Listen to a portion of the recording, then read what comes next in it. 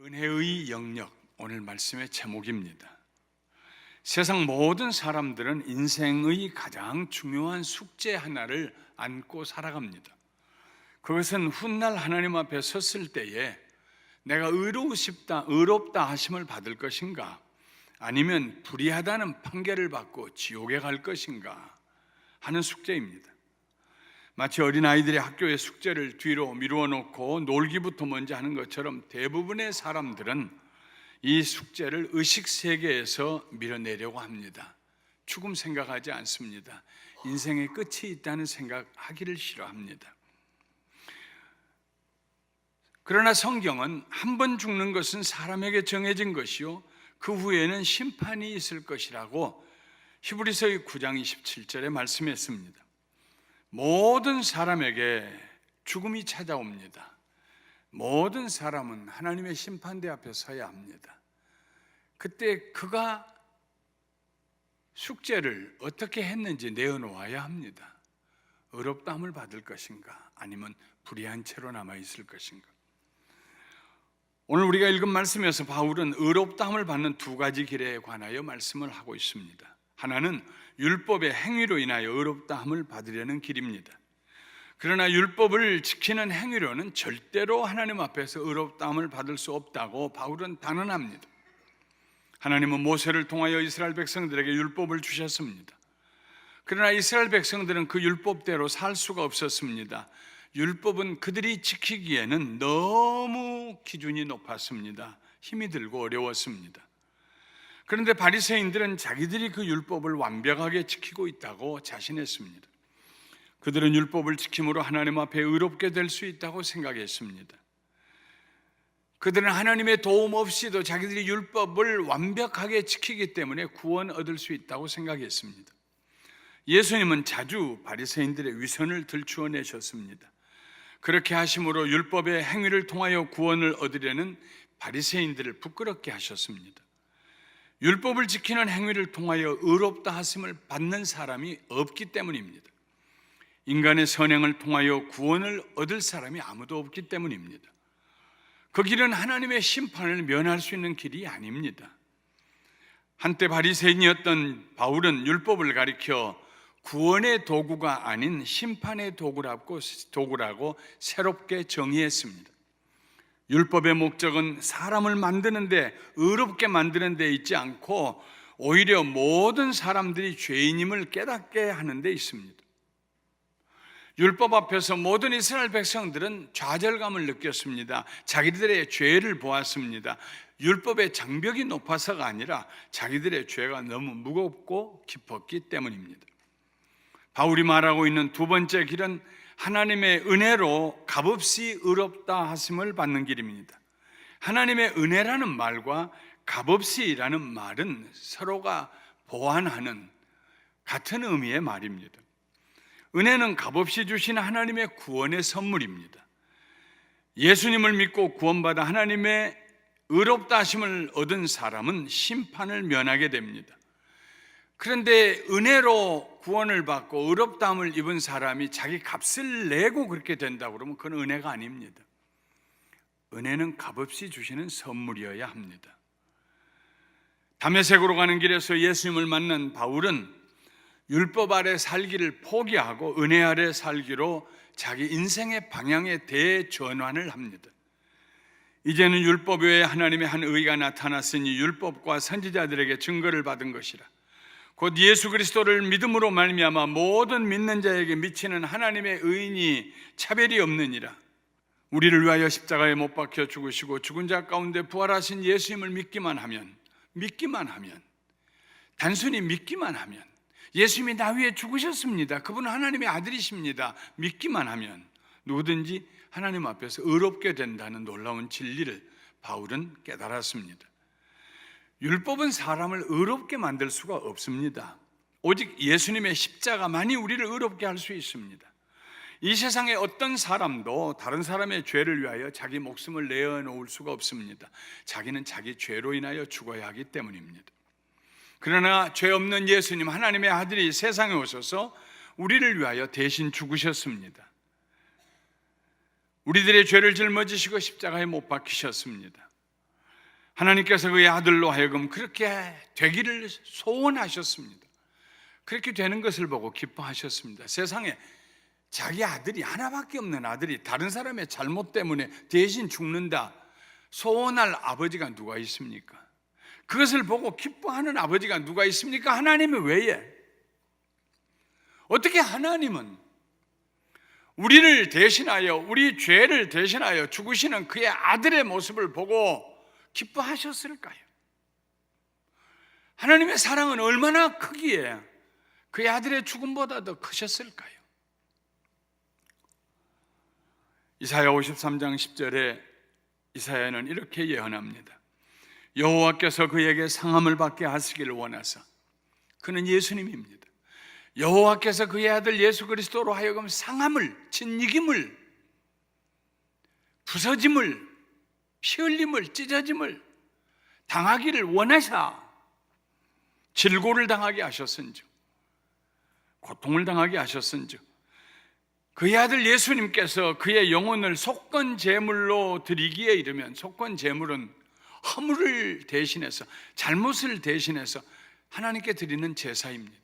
속건 제물, 우리의 잘못을 대신해서 그의 영혼을 하나님께 예수님이 드리기에 이르면 그가 씨를 보게 되며 우리는 하나님의 자녀들이 됩니다. 그의 날은 길 것이요 예수 그리스도가 다스리십니다. 또 그의 손으로 여호와께서 기뻐하시는 뜻을 성취하리로다. 예수님이 사람이 되어 오시고 죽으시고 피 흘려 죽으심으로 우리가 거룩함을 입고 의롭게 되는 것, 그것이 하나님이 기뻐하시는 뜻이라는 말씀입니다. 예수님의 십자가는 아담과 하와가 타락할 때부터 계획되어 있었습니다. 예수님의 십자가를 통하여 죄인들을 구원하시는 하나님의 능력은 영원합니다. 십자가를 통한 구원의 능력이 모든 사람들에게 유효합니다. 지난 2000년 동안에도 유효했고 세상 끝날까지 앞으로도 유효하게 될 것입니다. 예수님께서 나의 죄를 짊어지시고 죽으심으로 내 죄가 사함받았다고 우리가 믿을 때에 우리는 즉시로 죄와 사망의 저주에서 벗어나게 됩니다. 하나님 앞에 의롭다함을 입게 됩니다. 그리고 우리는 죄 없는 자들이 됩니다. 한 번도 죄 지은 적이 없는 자처럼 정결하게 됩니다.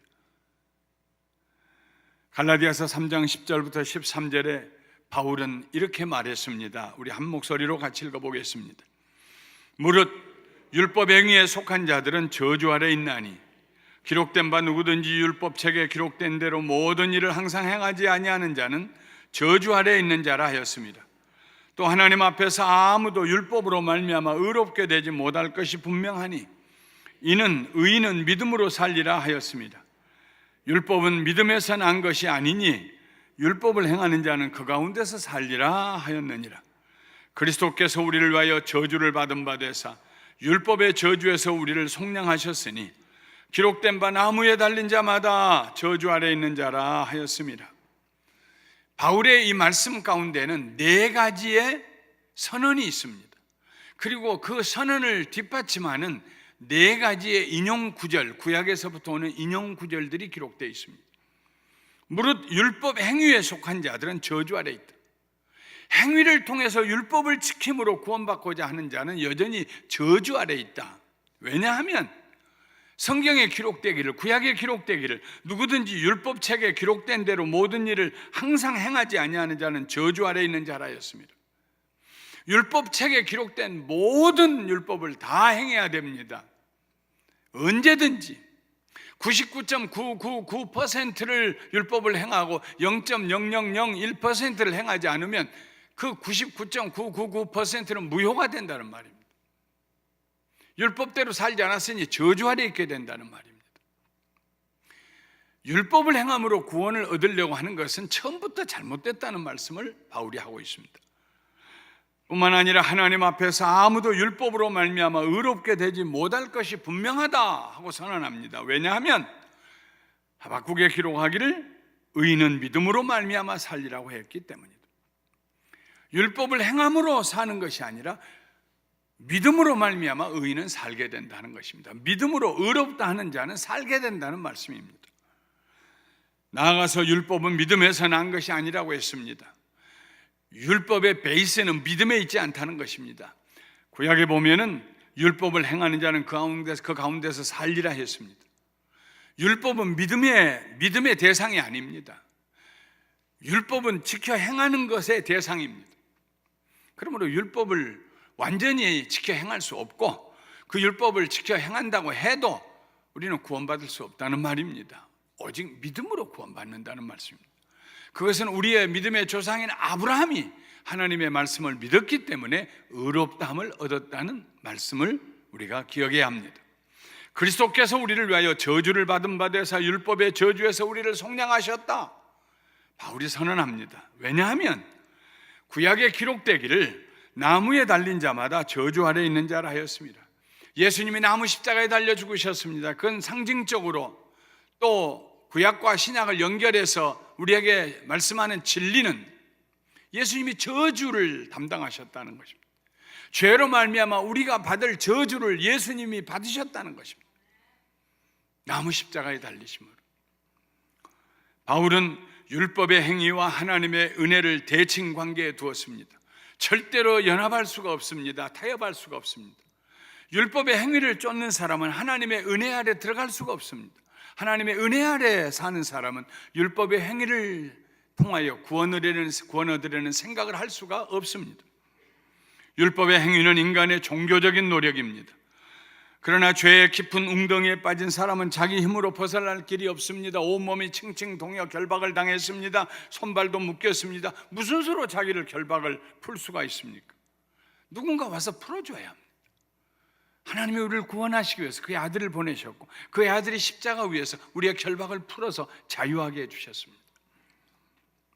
그것이 바로 값없이 베푸시는 하나님의 은혜입니다.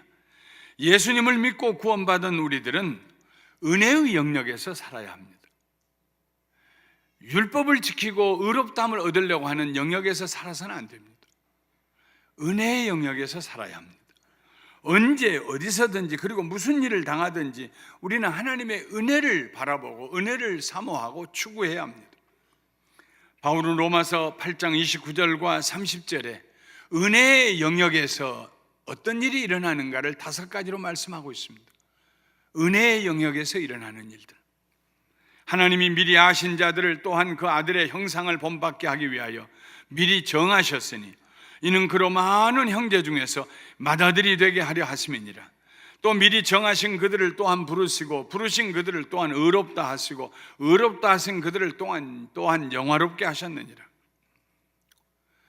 이 말씀에 은혜의 영역에서 사는 사람들이 경험하는 5가지 진리를 바울이 말합니다. 첫째로 은혜의 영역에서 사는 사람들은 하나님께서 아시는 자들입니다. 하나님께서 나 안다, 그 사람. 나 그 사람 이름으로도 안다 하고 말씀한 사람들, 그 사람들은 은혜의 영역에서 사는 사람들입니다. 사람들은 누군가 나를 알아주고 기억하기를 원합니다. 그래서 처음 만났을 때 서로 명함을 주고받습니다. 누군가 나를 알고 있다라는 말을 들으면 행복합니다. 아무도 나를 알아주지 않을 때 우리는 외로움과 소외감을 느낍니다. 그런데 바울은 말합니다. 하나님이 우리를 아신다. 하나님이 여러분을 아십니다. 여러분의 이름으로 아십니다. 여러분의 형편과 처지를 아십니다. 은혜의 영역에 사는 사람들은 하나님이 나를 아신다, 이 확신을 가지고 삽니다.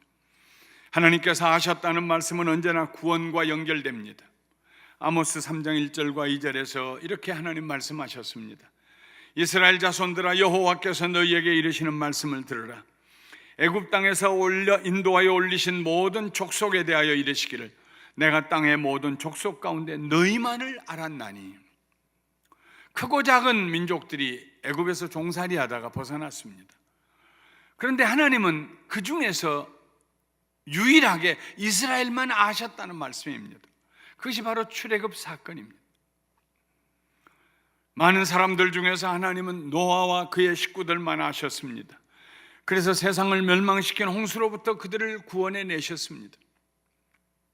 많은 사람들 중에서 하나님은 아브라함만 아셨습니다. 그래서 우상 숭배로 멸망해가는 갈대아 우르에서 아브라함을 구해내셨습니다. 그 후에 많은 사람들 중에서 하나님을 사모하는 리브가만 하나님이 아셨습니다. 그래서 이삭의 아내로 리브가를 데려오고, 하나님께서 리브가를 부르실 때 리브가는 뒤도 돌아보지 아니하고 그의 남편 이삭을 향하여서 하나님의 백성 사이로 들어오게 됩니다. 하나님께서 우리를 아십니다. 미리 아십니다. 오래전부터 아십니다. 이 말씀은 우리를 구원하신다는 말씀입니다. 왜냐하면 우리는 하나님의 것이기 때문입니다. 왜 하나님이 우리를 미리 아셨는지 알 길이 없습니다. 가문이 좋아서가 아닙니다. 내가 공부를 많이 해서가 아닙니다.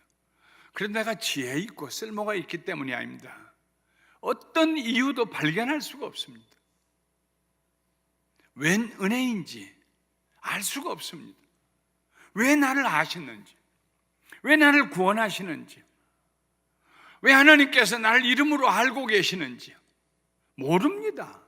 모르기 때문에 은혜입니다. 모르기 때문에 선물입니다. 알면 선물 아닙니다. 자랑하게 되겠죠.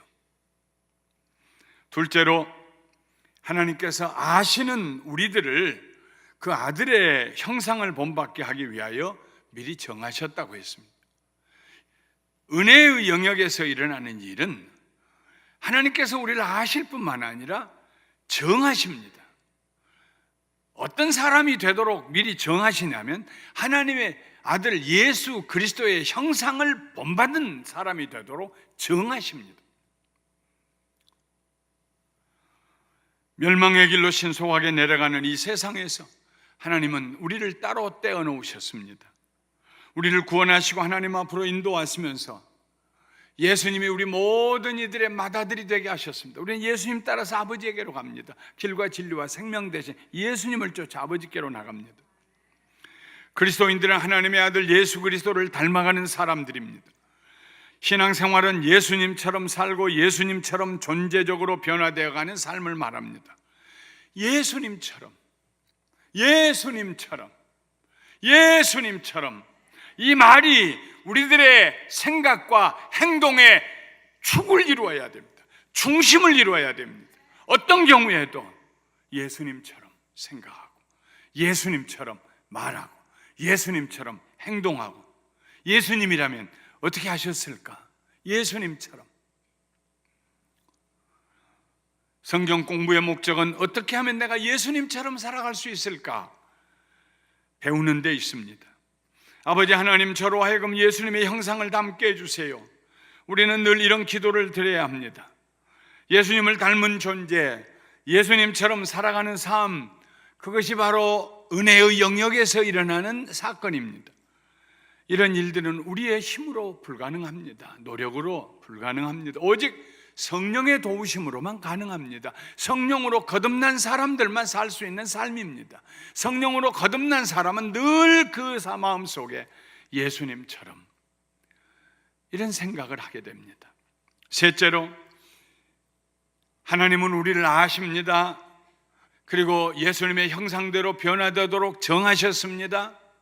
정하셨을 뿐만 아니라 우리를 부르십니다. 죄악된 세상으로부터 우리를 불러내십니다. 하나님께서 우리의 이름을 부르십니다. 이런 믿음을 가져야 합니다. 모든 사람들이 내 이름을 몰라도 상관없습니다. 하나님만 아시면 됩니다. 하나님께서 내 이름을 아시고 나를 불러내셨다는 믿음을 가진 사람은 어떤 경우에도 강하고 담대하고 당당하며 자긍심을 가지고 감사하며 살게 됩니다. 하나님 나를 부르셨다.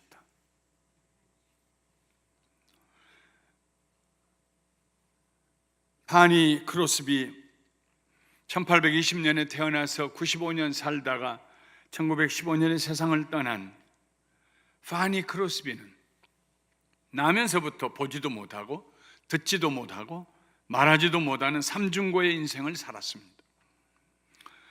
그러나 그는 다른 사람들이 듣지 못하는 예수님의 음성을 들을 수 있었습니다. 육신의 귀는 들리지 않았지만 영의 귀가 열려서 예수님의 음성을 들을 수 있었습니다. 그가 남겼던 수많은 찬송시 가운데 주님의 음성에 대한 찬송들이 참 많습니다. 자비한 주께서 부르시네, 부르시네, 부르시네. 사랑의 햇빛을 왜 안 받고 점점 더 멀리 가나. 지금 오라, 지금 오라. 자비한 주께로 지금 곧 나오라. 우리를 부르시는 음성을 들어요. 은혜의 영역에서만 있는 일입니다. 은혜의 영역을 벗어난 저 세상 어두운 곳에서는 주님의 음성을 들을 수가 없어요. 주의 음성을 내가 들으니 사랑한다는 말일세. 믿는 마음으로 주께 가오니 나를 영접하소서. 내가 매일 십자가 앞에 더 가까이 가오니 구세주에 흘린 보배 피로써 나를 정케 하소서. 주의 음성을 내가 들으니 나를 사랑한다는 말일세. 하나님의 백성들은 매일 우리를 부르시는 하나님의 음성을 들어야 합니다. 도시를 벗어나야 하늘의 영롱한 별빛을 볼 수 있는 것과 마찬가지로 우리가 주님의 음성을 들으려면 주님과 함께 지낼 수 있는 조용한 시간과 공간이 필요합니다. 아무리 바빠도 하던 일 멈추고 단 5분이라도 10분이라도 주님, 주의 이름을 부르면서 주님의 임재하심을 앙망하면서 그 공간에서 오직 주님만 사모하면서 주님의 음성 듣기를 소원해야 합니다. 그럼 우리는 우리를 부르시는 주의 음성을 들을 수 있습니다. 반드시 듣게 됩니다.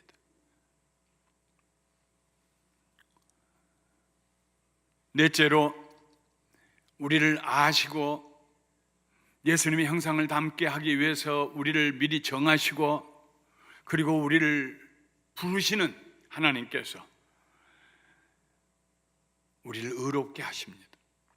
우리를 부르시는 목적은 우리를 의롭게 만드시기 위함입니다. 때로는 죄를 범했을 때도 우리를 부르십니다. 하나님의 나라에 무언가 필요할 때 우리를 부르시기도 하십니다. 십자가에서 흘리신 보배의 피로 우리의 죄를 씻어주시고 의롭다고 여겨주십니다. 여겨주셨다는 말씀이 은혜입니다. 여겨주셨다, 갚을 수 없는 빚을 다 갚은 것으로 여겨주셨다, 탕감했다, 이것이 하나님의 용서입니다. 하나님의 의롭다 하심은 우리에게서 나온 것이 아닙니다. 하나님께서 그렇게 여겨주셨기 때문에 가능한 것입니다. 성령님을 보내주시고 성령님께서 우리와 동행하시며 늘 우리로 하여금 의로운 생각을 하고 의로운 행동을 하게 하십니다. 우리를 의롭게 하시는 하나님의 의로우심이 우리의 삶을 통해서 나타납니다. 거룩함이 나타납니다. 다섯 번째로, 우리를 의롭다고 여겨주신 하나님은 우리를 영화롭게 해주십니다. 영화로움은 승리를 말합니다. 성취를 말합니다.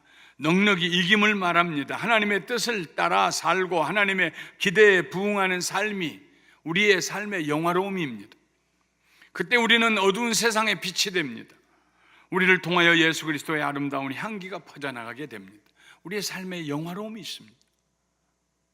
여러분의 삶의 영화로움을 느껴보십시오. 무엇이 우리를 영화롭게 합니까? 돈을 좀 많이 모으면 영화롭게 될까요?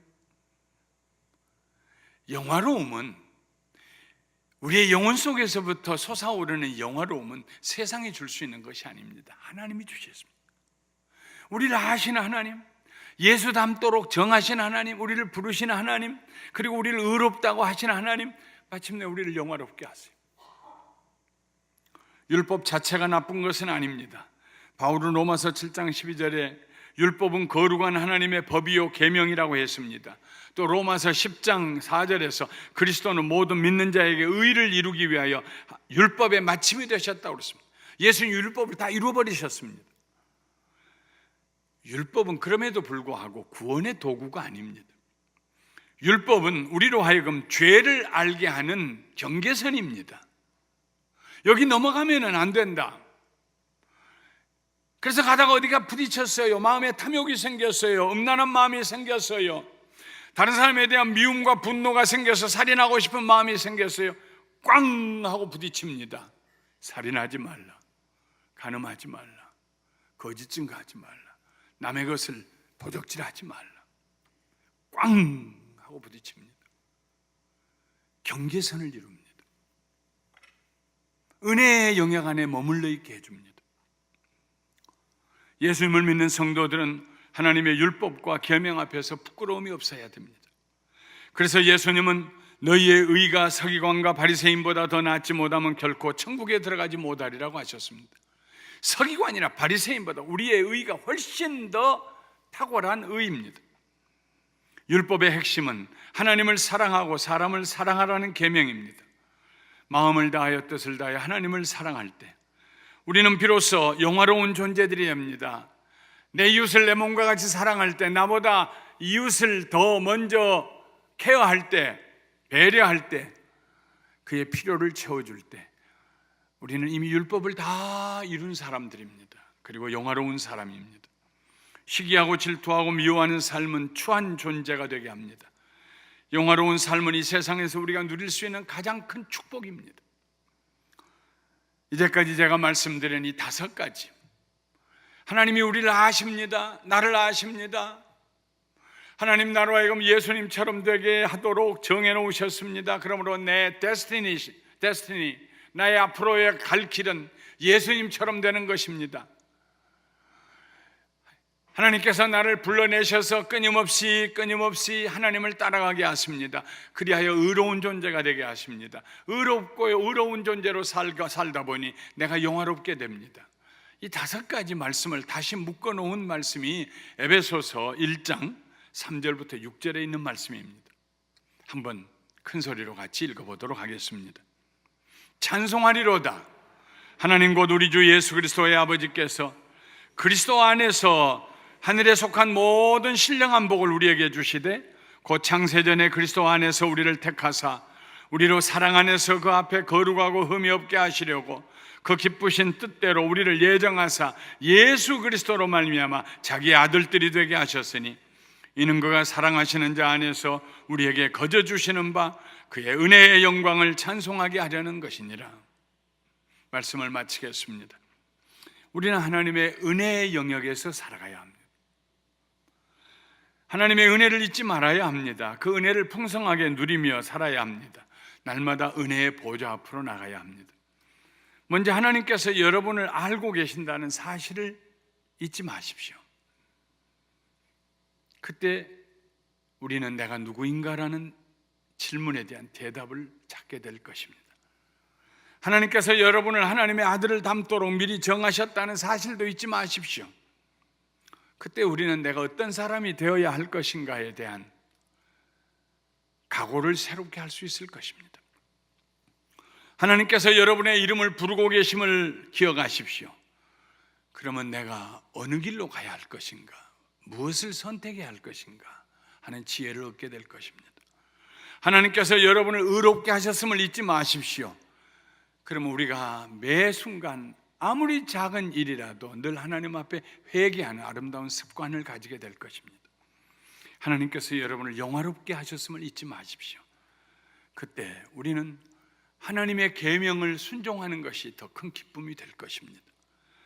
이 5가지 은혜의 영역에서 이 주간도 그리고 앞으로도 그 범위를 벗어나지 마시고 그 영역, 은혜의 영역 안에서, 그 울타리 안에서 승리하는 삶을 살게 되시기를 주님의 이름으로 축원합니다.